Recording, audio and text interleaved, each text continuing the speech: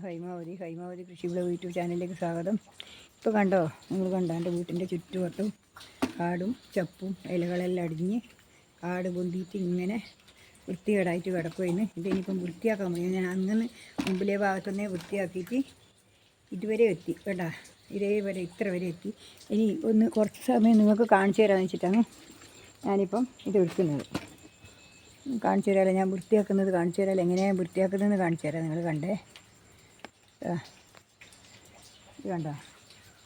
ഇതിപ്പം ഇങ്ങനെ കൈകൊണ്ട് വാരിച്ചാടുന്നല്ലാതെ നമുക്ക് ഒന്നും രക്ഷയില്ല, ഒരു തരത്തിലും രക്ഷയില്ല. ഇപ്പോൾ ഞാൻ വൃത്തിയാക്കിയതാണ്.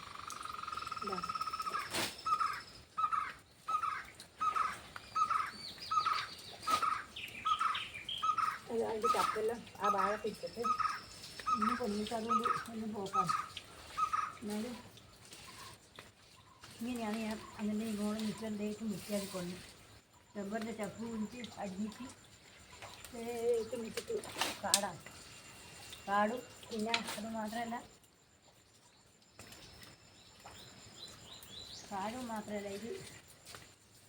ഇത് കൂടിയിട്ട് ചപ്പും പിന്നെ കാടും കളിയും ചീഞ്ഞ് ഇതെല്ലാം കണ്ട എല്ലാം അടിഞ്ഞിട്ട് കിടക്കുന്നുണ്ട്. ഇതെല്ലാം വൃത്തിയാക്കടിക്കൽ എത്ര ദിവസമായി എന്നറിയാം. ഞാൻ 3-4 ദിവസമായി അങ്ങനെ അപ്പുറത്തെ മുറ്റത്തിനെ ഇങ്ങോട്ട് വൃത്തിയാക്കി കൊണ്ടുവരും.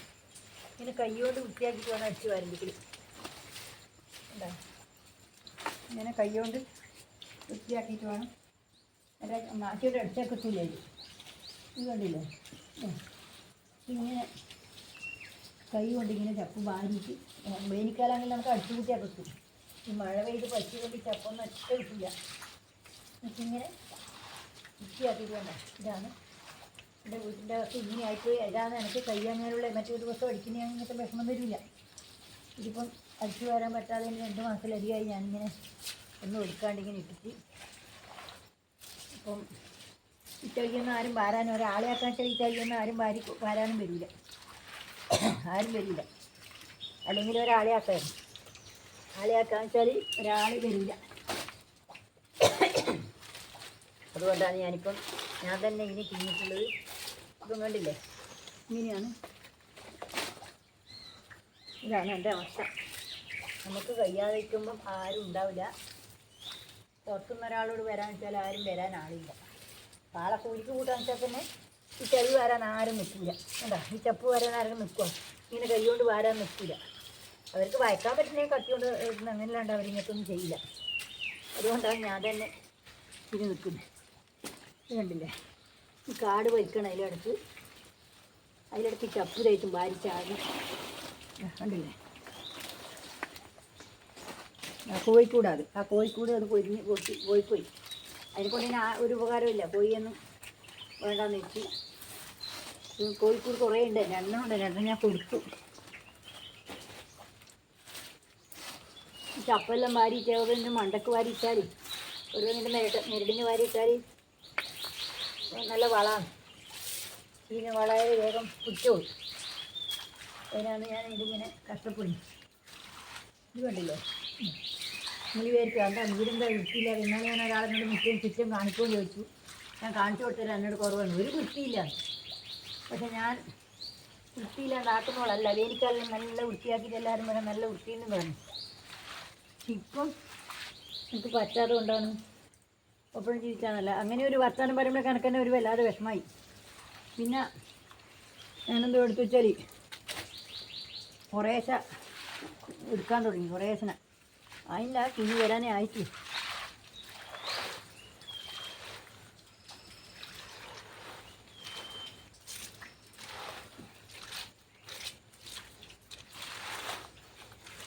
കണ്ടില്ലേ, ഇത് തേച്ചു ഞാൻ വാഴേൻ്റെ മണ്ടക്കിടാനാവും. വാഴേൻ്റെ മണ്ടക്കിട്ടാൽ അതിന് നല്ലൊരു വളമായി തീരും. അങ്ങനെ നടന്നു പോകാൻ പറ്റില്ല.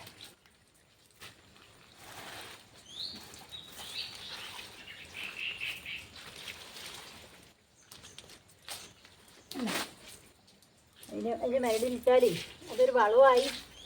ഇപ്പോൾ ആ സമയത്താണെങ്കിൽ അന്നേരം അങ്ങ് വാരി ഇട്ടിട്ടുണ്ടെങ്കിൽ ദിവസം പഠിച്ചെങ്കിൽ ഇങ്ങനെ കാണുന്നുണ്ടാവില്ല. ദിവസം അടിക്കാൻ ഇപ്പം ഞാൻ പറഞ്ഞില്ലേ 2 മാസത്തിലധികമായി. ഒരാൾ നിൽക്കാതിന് ശേഷം ആ മുമ്പിലത്തെ ഭാഗം മാത്രം അടിക്കും. ഇനിയിപ്പോൾ ഇതിങ്ങനെ വാരിയാലും പോരാ, അടിച്ച് വാരണം ഇതൊന്നും കൂടി, എന്നാലും മാത്രമേ നിൽക്കൂടി. ഇനി അപ്പുറത്തെ വീട്ടിലെല്ലാം കാണേണ്ടത് തന്നെ ഇടങ്ങും, കണ്ടാൽ ആരും വെള്ളം കുടിക്കില്ല എന്നല്ല. അതേപോലെ ഈ മാറ്റിയായതുകൊണ്ട് എങ്ങനെ അടിക്കാം, മറ്റേ മാറ്റിയാൽ നമുക്ക് പഠിക്കാൻ കഴിയില്ല.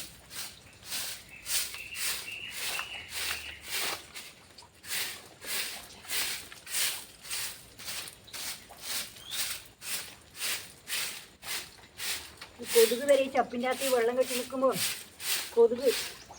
ഒരുപാട് കൊതുകുണ്ടാവും. കൊതുക് നിറയുന്നു, അതാണ് ഒന്നാമത്തെ കഷ്ടം.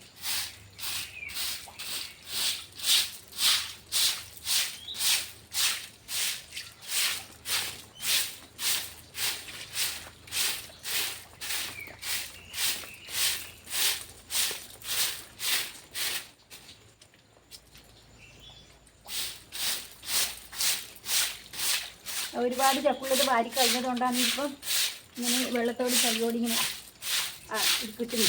ഇല്ല കണ്ടില്ലേ,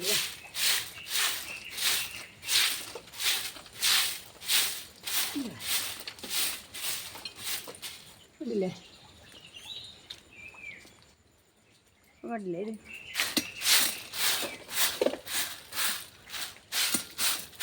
ഇത് ഇങ്ങനെ വൃത്തികേടായിക്കാനുള്ളത്. ഇപ്പം ആരും അറിയില്ല ഇതെന്താണെന്ന്, കയ്യാനിട്ടാണോ എന്നൊന്നും ആരും മനസ്സിലാക്കില്ല. ഇറ്റിയിലാണെങ്കിൽ ആൾ മനസ്സിലാക്കും, പക്ഷേ നമുക്കതൊരു വിഷമമാണ്. പിന്നെ മിറ്റടിക്കാനൊന്നും ആരും അങ്ങനെ നിൽക്കൂല ആരായാലും. അതുകൊണ്ടാണ്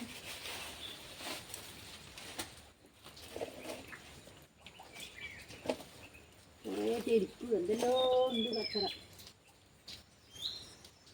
ഇതെല്ലാം വൃത്തിയാക്കിയിട്ട് കുറേ പ്ലാസ്റ്റിക്കെല്ലാം ഉണ്ട്, അതെല്ലാം വാരി കൊടുക്കണമെന്നില്ല.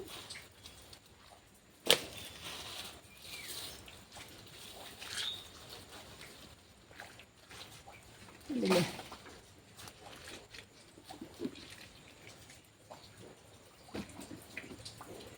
ഉണ്ടില്ലേ, ഇതാണ് അവസ്ഥ.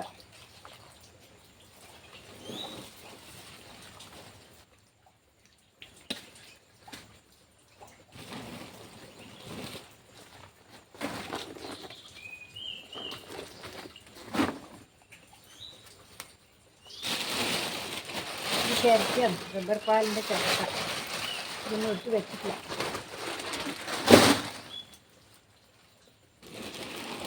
ഇത് വെണ്ണീര് ചാരം എന്താ, ഇതെല്ലാം നനഞ്ഞു പോയി.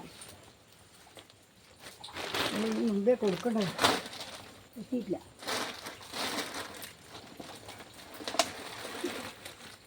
നന്നായിട്ട് ഇങ്ങനെ വെച്ചത്, ഇത് കണ്ടില്ലേ, ഇതും ചാരം തന്നെ.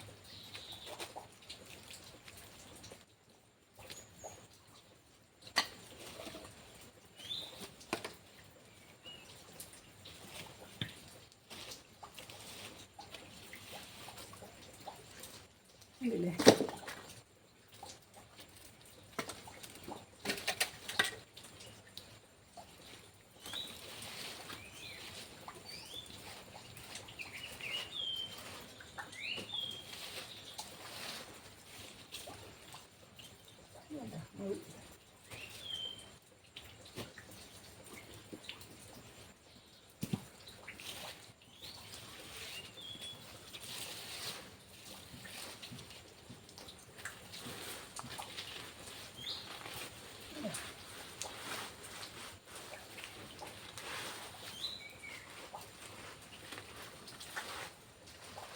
ഉണ്ടല്ലോ, ഇത്രയും ചപ്പ് ഒരു ഇത്രപ്പൊടി സ്ഥലത്തു നിന്ന് തന്നെ ഇത്രയും ചപ്പ് കിട്ടുന്നുണ്ട്. അതെന്താ വെച്ചാൽ ആ റബ്ബറിൻ്റെ ചപ്പ് തേച്ച് മുഴുവൻ അടിഞ്ഞിട്ടാണ് ഉള്ളത്. അതാണ് ഇത് വാഴക്കട, വാഴക്കൊരു വളവില്ല.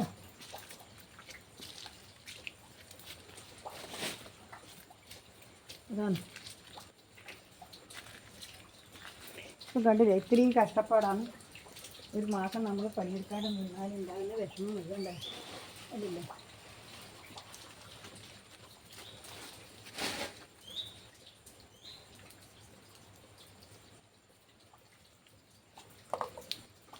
ഇത് മാറ്റി വെക്കട്ടെ. ഇത് വെണ്ണീരാണ്, ഇത് പൊന്നിയില്ല. ഇതും വെണ്ണീര് തന്നെയാണ്. ആരെങ്കിലും വന്നിട്ടാണ് വെച്ചത് എനിക്ക് കാണാൻ പറയാം. നമുക്ക് എടുത്തിട്ട് പോകാൻ പറ്റില്ല.